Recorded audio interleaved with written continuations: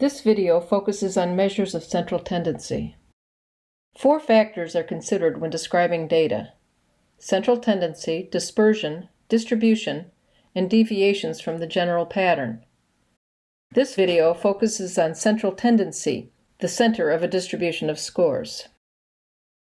Summation notation is a simple shorthand expression for a long sum of numbers. The standard label for the variable of interest is x. We get the sum of x by adding values of x across all subjects. The Greek letter sigma represents summation, n is the sample size, and I is the counter variable. We interpret this as the sum of xi, as I goes from 1 to n. I'll be using an abbreviated form, sum of x. This is the equation for x squared, where each value of x is squared, and then these squared scores are summed across all subjects.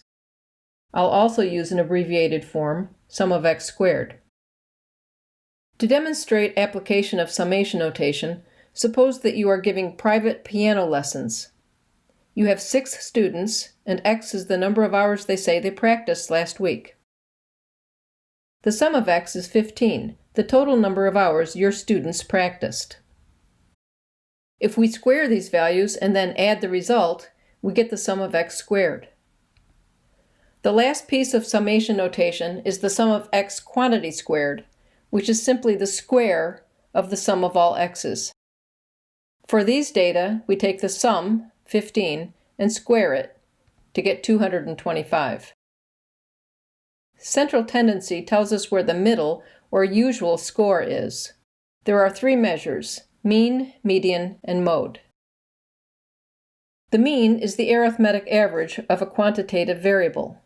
We call this x-bar, and it is calculated by dividing the sum of x by n. The mean is the most commonly reported measure of central tendency. It's also used in inferential statistics. However, it is only appropriate for quantitative data. Its main downside is that it is affected by extreme values. This is the number of sick days for faculty members in a small university department. The scores sum to 15, and the mean is 3. Comparing the mean to the individual values, we can see that it is a pretty good reflection of the middle. But suppose that one faculty member was really sick and reported 49 days instead of 4. Now the mean is 12. Comparing this mean to the individual scores, we see that it is not a good descriptor of the middle or usual score. The median is the physical middle of a set of ordered scores, and it can be used with ordinal as well as quantitative data. Its main advantage is that it is not affected by extreme scores, so it is a better measure of central tendency than the mean when there are extreme values. The median is the middle of an ordered set of scores, so these scores are shown in order from lowest to highest value. The median is 12. Half of the faculty took fewer than 12 days, and half took more than 12 days for vacation. When there is an even number of observations, the median is calculated as the mean of the 2 middle numbers. In this case, it is 13.5.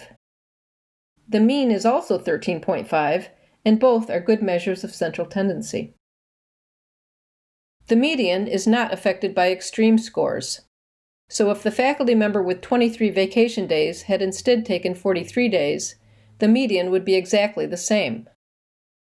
The mean would increase to 16.8 and would not be a good indicator of the center of this distribution. There are several common situations for which the mean is not a good measure of central tendency due to extreme scores. Income and housing costs are 2 examples. This graphic reports fluctuations in monthly housing prices. Note that it reports the median change in monthly prices. Here's an article on home sales. This reports both the median and the mean. The mode is the most frequently occurring score, and it can be used with all measurement scales. However, it is often the least useful. This is the number of sick days in October for employees of a small business. The mode is 5. More employees reported being sick 5 days than any other number. In November, 4 and 5 are tied for the most number of sick days, so we say that this is a bimodal distribution, 2 modes. In December, the mode is not a good indicator of central tendency. For January, there is no mode. This happens frequently with quantitative data, especially with small sample sizes. The mode can also be used with ordinal data. Here, the modal age is 36 to 50. The mode is also the only measure of central tendency that is appropriate for nominal data. To summarize, the mean is the arithmetic average and is only appropriate for quantitative data. It is the most frequently reported measure of central tendency and is used in inferential statistical procedures. It is calculated using all scores, but is not a good measure of central tendency when there are extreme values.